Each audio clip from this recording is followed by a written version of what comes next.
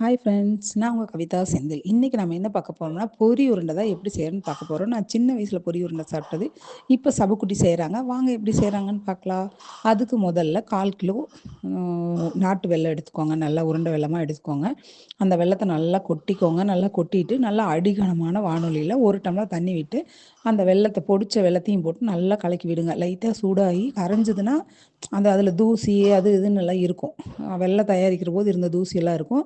கொஞ்சம் சூடானதையுமே நீங்கள் அதை எடுத்து வடிச்சிருங்க.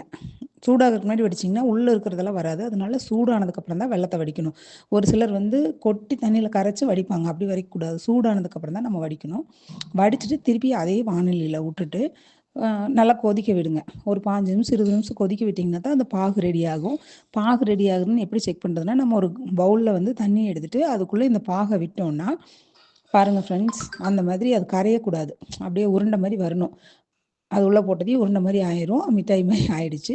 இப்போ நம்ம 3 கப் பொரி எடுத்துருக்குறோம். அந்த மிதமான சூட்லேயே கொஞ்சம் பொரியை கொஞ்சம் கொஞ்சமாக போட்டு அப்படியே நல்லா எல்லாத்துக்கும் கூட ஒன்றோட ஒன்று மிக்ஸ் ஆகிற மாதிரி நல்லா கிளறி விடுங்க. கைவிடாமல் கிளறுங்க. இல்லைன்னா அடியில் இருக்கிற பொரி நமுத்து போன மாதிரி மேலே இருக்கிறது இதாகவும் இருக்கும். இப்போ அடுப்பை ஆஃப் பண்ணிவிட்டு கொஞ்சம் அரிசிமா கையில் தேய்ச்சிக்கோங்க. அது எதுக்குன்னா, சூடாக இருக்கிற போதே பொரி உருண்டையை நம்ம பிடிக்கணும். அரிசிமா கையில் தேய்ச்சிட்டிங்கன்னா கையில் சூடு தெரியாது, கையில் ஒட்டாது. அதுக்காக அரிசிமாவை கையில் தேய்ச்சிட்டு பரபரன்னு கையில் தேய்ச்சிட்டு ஒவ்வொரு உருண்டையாக பிடிச்சி தட்டில் விற்க ஆரம்பிச்சிருங்க. ஒரு 10 பாஞ்சு உருண்டைக்கு மேலே வரும். 3 கப்புக்கு ஒரு 5 உருண்டை வரும். அவ்வளோ சூப்பராக இருக்குதாங்க. பாருங்கள் ஃப்ரெண்ட்ஸ், எல்லா பொரியும் உருண்டை கூட்டியாச்சு. அவ்வளோ அழகாக உருண்டை கூட்டி சபக்குட்டி எடுத்து ஒரு டிஃபன் பாக்ஸில் வச்சிடுச்சு. சூப்பராக இருந்துச்சு. பார்க்குறக்கே சூப்பராக இருக்குது. குட்டியாக சின்ன வயசில் ஸ்கூலுக்கு போகிறபோது கடையில் வாங்கி கொடுத்து சாப்பிட்ட பொரி உருண்டை தான் இது.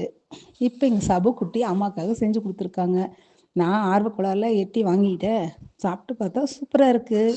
நீங்களும் உங்கள் வீட்டில் உங்கள் குழந்தைங்களுக்கு செஞ்சு ஸ்நாக்ஸ் பாக்ஸில் போட்டு கொடுங்க. ரொம்ப விரும்பி சாப்பிடுவாங்க. நீங்கள் கண்டிப்பாக செஞ்சு பார்த்துட்டு எப்படி இருந்துன்னு எங்களுக்கு கமெண்ட் பண்ணுங்கள். என்னோடய வீடியோவை ஃபஸ்ட் டைம் பார்க்குறீங்கன்னா மறக்காமல் பெல் பட்டன் அடித்து சப்ஸ்கிரைப் பண்ணுங்கள். அப்போ தான் வீடியோ